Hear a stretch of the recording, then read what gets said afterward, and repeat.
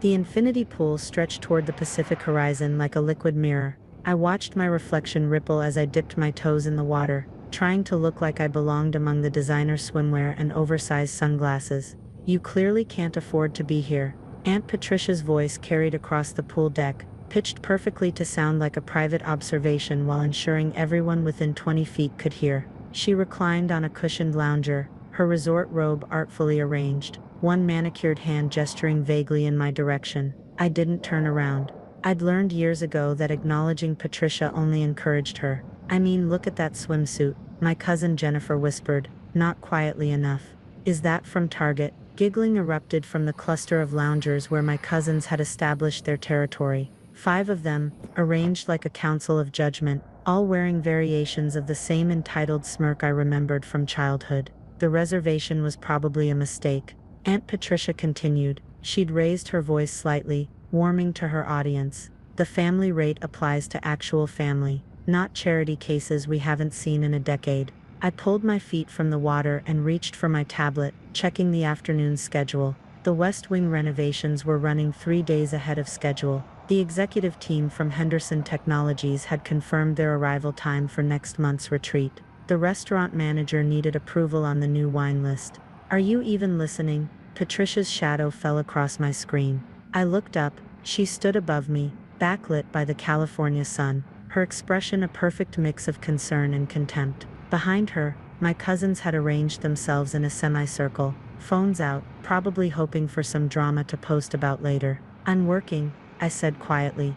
"Working?" She laughed, that specific laugh she'd perfected at country club luncheons, designed to make the target feel small. "Honey, this is a vacation, a very expensive vacation. I'm just concerned about how you're paying for it. The rooms here start at $800 a night." "I'm aware. Are you?" She settled onto the lounger next to mine. "Uninvited, because I'd hate for you to get in over your head financially." "Again, wasn't there that whole bankruptcy thing a few years ago?" My cousin Derek snorted. "That internet business that tanked, right?"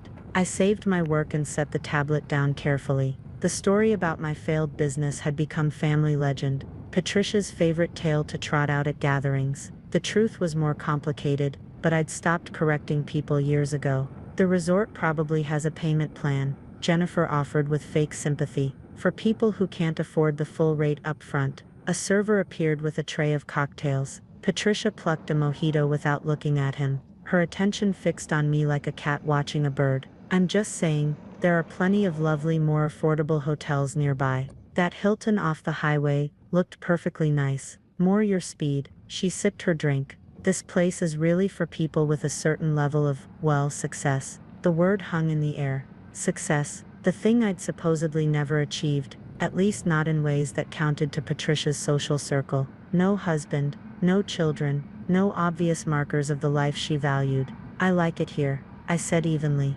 "Of course you do, who wouldn't?" Patricia gestured expansively at the resort. "The question is whether you can sustain it. I'd just hate to see you embarrass yourself when the bill comes." My phone buzzed. A text from David, "My general manager inspector's here for final walkthrough. Need you."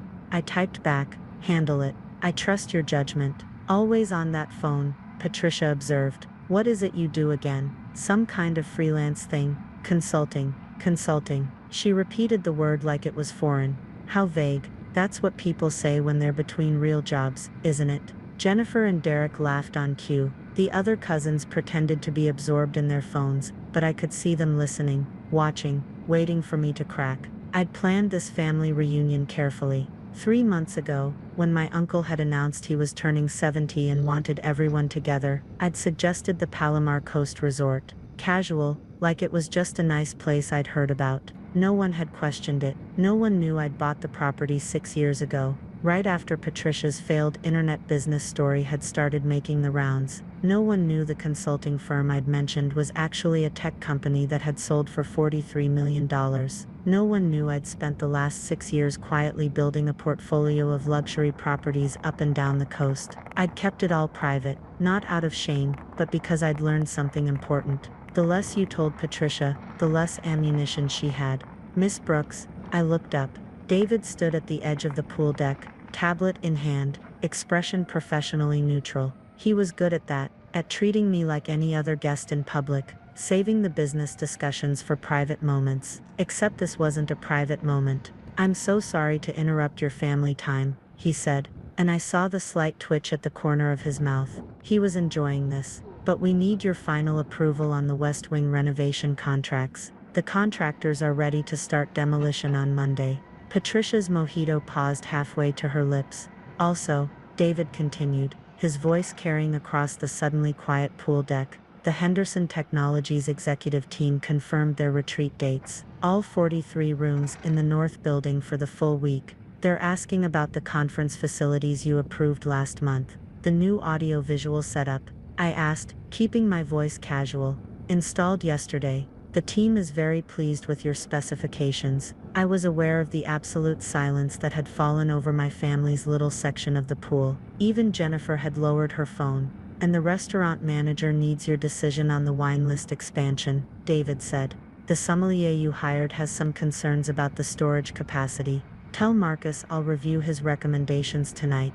If he needs more cellar space, he's authorized to proceed with the expansion we discussed. Perfect. Oh, and one more thing. Your accountant called about the quarterly tax meeting. Should I schedule it for next week after the reunion, or would you prefer to handle it remotely? Patricia's mojito slipped from her fingers. The glass hit the marble deck with a sharp crack, ice and mint scattering across the perfect white stone. Miss Brooks, Patricia said slowly. Her face had gone an interesting shade of pale beneath her careful tan. You're Miss Brooks. I looked at her directly for the first time since she'd started her performance. My name is on the deed. Yes. The deed. Her voice came out strangled. To the property. I gestured around at the resort, the infinity pool, the carefully landscaped grounds, the Mediterranean-style buildings terraced down toward the private beach. I own the Palomar Coast Resort. I have for 6 years. Jennifer made a small sound, something between a gasp and a squeak. The failed internet business you all enjoy discussing, I continued. It was a hospitality management platform. I sold it to Marriott International in 2019, used the proceeds to start acquiring properties. Derek's mouth was actually hanging open. I own 4 resorts now. This one, 2 in Northern California, 1 in Oregon. The consulting firm Patricia mentioned is actually a property management company. We handle luxury hospitality acquisitions and renovations. I paused. We're doing quite well. David was definitely smiling now, though he was trying to hide it behind his tablet. The family rate you mentioned. I looked at Patricia. That was my gift to Uncle Thomas for his birthday. I covered everyone's rooms for the full week. You're all staying as my guests. You covered. Patricia seemed unable to form complete sentences. The rooms, the meals, resort amenities, everything. I wanted Uncle Thomas to have a nice celebration without worrying about costs. I stood, gathering my tablet and phone. I'm glad you're all enjoying the property. The infinity pool was my idea, actually. I thought the Pacific view would be worth the engineering challenges. The cousins had gone completely still, their phones forgotten, their casual cruelty frozen on their faces. I need to handle some business, I said to David. Can you have the kitchen send lunch to my office? The usual. Of course, Miss Brooks. He gestured toward the main building. I'll walk with you. We should discuss the October bookings. I started toward the resort, then paused. Oh, Patricia, your room service charges are getting quite high. It's fine, you're my guest, but the premium champagne runs about $400 a bottle, just so you're aware of what you're drinking. I didn't wait for a response. David and I walked in silence until we reached the executive wing, the section of the resort guests never saw, where the real work happened. My office overlooked the same Pacific view as the pool, but from 3 stories up, with floor-to-ceiling windows and the kind of quiet that only came from solid construction and good design. You enjoyed that, I said as David closed the door. Immensely. I've been waiting 6 years to watch you tell them. He set his tablet down. Though I'm curious why you waited this long. I sank into my desk chair and pulled up the renovation plans. Because it wasn't about them knowing, it was about me knowing. Cryptic. I needed to prove something to myself, not to Patricia. I studied the blueprints for the West Wing. When she called my business a failure, part of me believed her. I needed time to build something real before I was ready to let anyone see it. And now I run 4 successful properties, employ 300 people, and I'm very good at what I do. I looked up at him. Now I don't need Patricia's approval. I just need her to stop spreading lies about my life.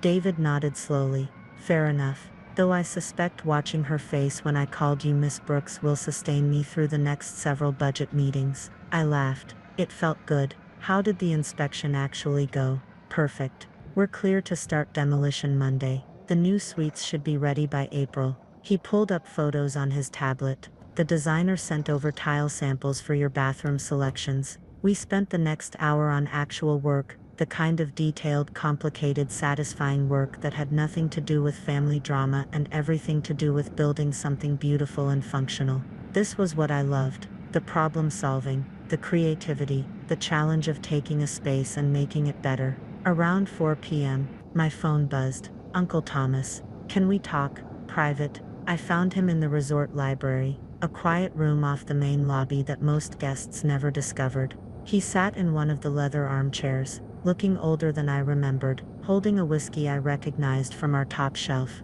Your aunt is in our room having what she calls a moment, he said without preamble. I sat across from him. I'm sorry if I embarrassed her. Don't apologize. Patricia's spent 30 years embarrassing people. It's about time someone returned the favor. He sipped his whiskey. Though I wish you'd told me. I've been talking to you like you were broke for 6 years. You've been talking to me like I was family, I corrected gently. Which is all I wanted. He was quiet for a moment. The bankruptcy story. She made that up, didn't she? Not entirely. I did have some rough months after college, but I recovered, built the business, sold it. I shrugged. Patricia needed a narrative where I was failing. She edited the facts to fit, and you let her. I was busy actually succeeding. I didn't have time to argue about her version of my life. Uncle Thomas laughed, a sound like wind through dry leaves. You're more like your mother than I realized. She never cared much what people thought either. We sat in comfortable silence. Outside the windows, guests wandered the grounds, enjoying amenities I'd carefully designed. The sunset was painting the sky orange and pink, the kind of view I'd bought this property for. I'm proud of you, Uncle Thomas said finally. Not because you're rich or successful, because you're kind. You could have turned us all away, especially after how Patricia's treated you. Instead, you gave me a birthday present. I'll never forget. You're welcome. But maybe next year, warn me first. I nearly had a heart attack when David called you Miss Brooks and Patricia dropped her drink. I smiled. I'll consider it. Dinner that night was subdued. My family gathered in the resort's main restaurant, the one with the Michelin-starred chef I'd stolen from a competitor in Napa, and everyone was suddenly very polite. Patricia said almost nothing, picking at her $70 entree like it personally offended her. Jennifer apologized 3 times for the Target swimsuit comment. Derek asked awkward questions about property acquisition strategies. The other cousins mostly stared at their plates. Uncle Thomas, bless him, told stories about my mother, his sister, who died when I was 19. Stories about her stubbornness, her business sense, her refusal to apologize for success. She started 3 companies before she was 30, he said, raising his wine glass. All while everyone told her she should settle down and have more kids. She just smiled and worked harder. To absent family, I said quietly, touching my glass to his. And to present family, he added, who make us proud in unexpected ways. After dinner, I walked the grounds alone, checking details the guests never noticed. A loose tile near the yoga pavilion, some landscaping that needed trimming, a light fixture that flickered in the outdoor dining area. I made notes on my phone. Monday I'd give the list to David. By Wednesday everything would be fixed. That's what ownership meant. Not the money or the status, but the responsibility. The constant attention to detail. The work of making something excellent, and keeping it that way. Patricia found me near the beach path around 10 p.m. I owe you an apology, she said stiffly. You don't. I do. I was cruel. Intentionally cruel. I looked at her. Really looked. She was 57, carefully maintained, deeply unhappy in ways she'd probably never admit. Success to Patricia meant the right husband, the right house, the right social circle. I'd never fit her definition, so she decided I was failing. You were protecting yourself, I said finally. You needed me to be the cautionary tale. The reminder of what happens when you don't follow the rules. That's very generous. It's just true. You're not happy, Patricia. You haven't been for years. It's easier to focus on other people's failures than examine your own life. She flinched. For a moment, I thought she might argue. Then her shoulders sagged. I hate that you're right, she said quietly. I know. We stood in silence, listening to the waves. The resort lights glowed warm behind us, reflected in the dark water. For what it's worth, Patricia said, this place is beautiful. You should be very proud. I am. She turned to go, then paused. The West Wing renovations. What are you building? Family suites, bigger rooms, better for groups traveling together. I thought there was a market for luxury multi-generational travel. Patricia smiled, a real smile, sad and genuine. Your mother would have loved that. After she left, I sat on the beach for another hour, my feet in the cool sand, watching the moon paint silver across the Pacific. I thought about my mother, who taught me that success was something you defined for yourself. About Uncle Thomas, who'd loved me without conditions. About Patricia, trapped in someone else's definition of a worthy life. And I thought about the business I'd built, not just the properties and the profits, but the spaces I'd created. Places where families could gather, where memories were made, where people felt cared for and safe. This was what I'd wanted to prove, not that I was rich, but that I was capable, that I could build something meaningful with my own hands and mind, that Patricia's opinions, while painful, were just opinions. The resort stood behind me, every light placed exactly where I'd specified, every detail chosen with care, mine. Built from vision and work and stubborn refusal to accept someone else's story about my life. Tomorrow my family would check out. They'd return to their regular lives, and I'd return to mine. We might stay in better touch, or we might drift apart again. It didn't matter as much as it once had. I had work to do, renovations to approve, staff to manage, guests to welcome, a business to run, properties to improve, standards to maintain. And somewhere in Northern California, there was a historic hotel coming on the market, a property with good bones, and unlimited potential, just waiting for someone to see what it could become. I pulled out my phone and emailed my accountant. Some opportunities were too good to wait for morning. The waves kept rolling in, steady and eternal, as I started planning my next acquisition.